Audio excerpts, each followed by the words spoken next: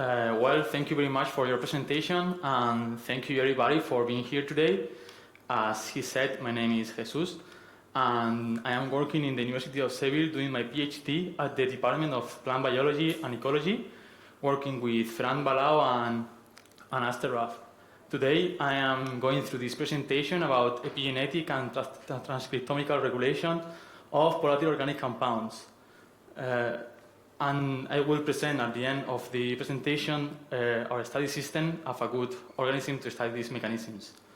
So this presentation comes from a paper we prepared last year and which is already published. So if you have any doubts, you can go into it and check for more details. So we have to go through concepts first. Have you ever heard about epigenetics? I'm sure you do, so I'm not going to go much deep into this, but epigenetic regulations are those mechanisms which do not changes the DNA sequence, but changes the gene function. The other concept that we need to know is what are volatile organic compounds. These secondary metabolites are lipophilic compounds with high vapor pressure and low molecular weight, which are very much distributed by a lot of different plant families, with more than 1,700 known, and they have huge effect on plant fitness and evolution. This is because different functions they do have. The two main functions are pollinator attraction, promoting the pollinator and plant specialization, and plant defense, avoiding herbivores and pathogens to attack plants. The other effects, functions that they have are, for example, plant-to-plant signaling, symbiosis with microorganisms and fungi, also seed dispersal attraction, and they may even be involved in abiotic stresses. So, as you can imagine, the biosynthesis and regulation of these compounds is very important, and that is reflected on the genes involved in these processes. They are thought to be between 20,000 and 60,000 genes involved in biosynthesis and regulations and volatile organic compounds. And here today I'm going briefly through the biosynthesis. So there is three main groups of volatile organic compounds. The first one is terpenoids, which are derivatives of C5 precursors, EPP and DMAPP, which are synthesized through the MVA and MEP biosynthetic routes.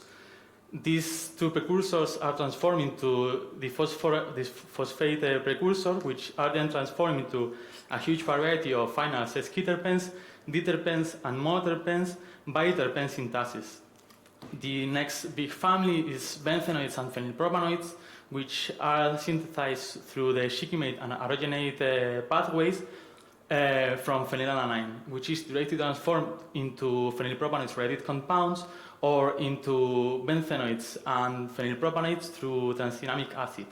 And last but not least, there are the fatty acid derivatives, which precursors are linolenic and linoleic acids, which are transformed through the lysogenase pathway into hasmonic acids and green leaf volatile. So these are the roots, but what's the epigenetic regulation of these roots? What we found is not much. There is hardly no information about the epigenetic regulation of these of these compounds. We have found some information and some examples in the literature which shows a small unknown coding RNAs regulating the roots that are in charge of production of terpenoids, and also some DNA methylation and histone modifications which controls the production of phenylpropanoids. But this is not very clear, and all the examples that we found are related with plant defense. About fatty acids derivatives, there is nothing at all. However, there is some more information about the transcriptomical regulation. We have found 6 families of transcription factors which regulate terpene synthesis, maybe the most important one is the MAY transcription factors, because they are regulated by a circadian clock that, as we will see now, it is epigenetically regulated. other transcription factors also regulates phenylpropanoids and benthanoids as they are the ODO1, EVO1 and 2, and some MAY family of transcription factors of the MAY family, which are also related with terpenoids biosynthesis. And they might be also some transcription factors which are involved in the regulation of fatty acids. So this is like a general map of the regulation of volatile organic compounds that we propose, and we would like to expand and understand better with our future researches. So, as I have said, especially terpenoids and phenylpropanoids and benthanoids are regulated by the circadian clock.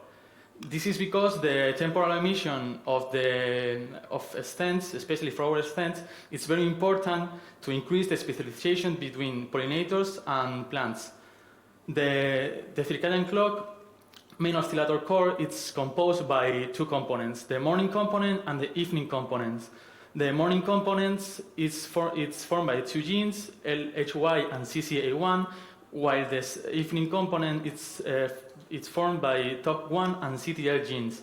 These two components are regulated one by each other by a negative regulation loop, and they are upregulated by light and temperature. There are some examples of volatile organic compounds related genes being regulated by the morning components, as happens in the great poplar, which some isoprene syntaxes are regulated by the morning components, and also the LHY from the morning components and the CTL from the evening components have been proven to regulate the phenylpropanoids and benthanoids pathways genes in tobacco and petunia. These components are epigenetically regulated by methylation and acetylation. For example, the TOC1 gene is regulated by stone acetylases when the CCA1 transcription factors binds to its promoter. By the acetylation of the H3 of the promoter of TOC1, this gene is inactivated, acting as some kind of balance. When the reveal 8 LHY CCA1 like 5 transcription factors acetylase the H3 in the promoter of TOC1, it's activated at down, causing a regulation of the expression of this gene. The other transcription epigenetic marks that act in the regulation of these genes are it is methylation by the acting of the Z domain group 2 Arabidopsis trithorax related 3 and the lysine specific demethylase like histone demethylases. Sorry about the names, I didn't name them. And they activate the genes, and in case of the LDL1 and 2, together with the histone demethylases, they inactivate TOC1. So, after all this mess of regulation and epigenetics, I would like to introduce you to our study system. We are working right now with the Dianthus broteri. The Dianthus broteri is a carnation which is a polyploid system. As you might know, polyploid is an event very important in plant evolution, which is based in the duplication of number of chromosomes. The Dianthus broteri is an autopolyploid, which means that the duplications comes by a whole genome duplication. This genus is this species is the largest in the Dianthus, is the largest polyploid series in the Dianthus genus, and present entomophilous scented flowers with day and night emission pattern.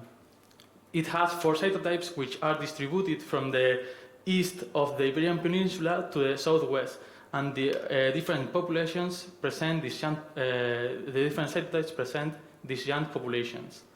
We propose that the difference in stem production may lead into pollinator specialization, as we have seen in some previous studies. In this image in the left, we can see that the stem profiles of different cytotypes are quite different. And as Francisco has observed in previous studies, the highest polyploids present more specific stem profiles, which leads into a very specific pollination. In this case, by Lepidopterans in Iles libosnica. As you might know or not, Polyploidy also leads to changes in not only genomic structure but also epigenetic context of the genome. So some studies of Conchita and Francisco have shown that the global cytosine DNA methylation is different between the polyploidy levels, increasing the level of methylation as the ploidy goes up. Except of some populations of the highest ploidy level that shows lower methylation levels, but this might be because of ecological divergences in their distribution. So, after all this, where are we now? What are we doing? Right now, we are starting with this project which focus not only in genomics and epigenetics, but also in biochemicals differences between different serotypes, and also an ecological point of view. So we are right now studying the difference in the stem profiles that we have already collected, and we are starting up with transcriptomic analysis to understand the differential expression of genes involved in stem production. And for that, we are also assembling the genome of reference of the Antus broteri. And in the future, we would like to start with small RNA sequencing and methylation analysis to understand how all these all these systems that I have explained may function in a polyploid system like the Antus broteri. So if any of you have any suggestions, or you want to collaborate with us, or maybe you're interested in research stay, contact us. You feel free to talk with us or later in the dinner. So I want to thank you all for being here today. I want to thank, of course, my supervisors and everybody who works with us at the University of Seville, and of course our collaborators, Ovidiu and Stefan from the University of Vienna and Salzburg, and everyone in EpiDiverse for the organization. Thank you very much.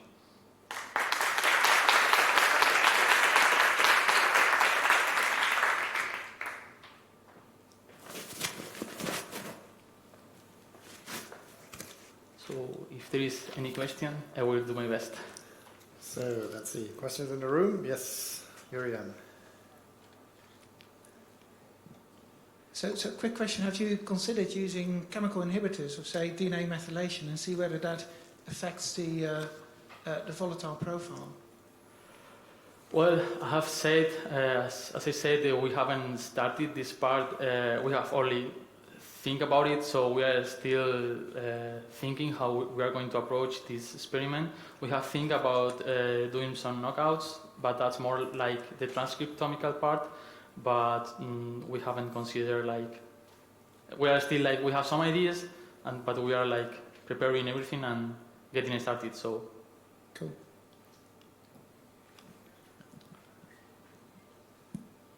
Yes, Christina.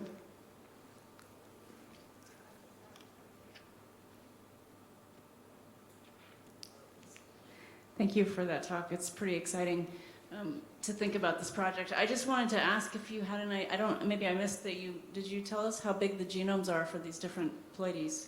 Do you know? Well, the diploid genome is like 900 megabases. Okay. So, and the number of chromosomes is 15 for the haploid genome. Okay, and it just scales with the ploidies? Yes, the diploids are 30 chromosomes, the tetraploids are 60, the hexaploid is 90, and the dodecaploid is 180. Okay, and the size of the dodecaploid? I can't do the math right now. I'm kind of the size 12 times 900, but it's not like that exactly, because sometimes it's like genome remodeling. So great. Okay. Really nice. I look forward to seeing it. Thank you very much, and thank you for your question. Okay, I see no more questions in the room, and we don't have any questions online. So thank you, Jesús. Thank you to you.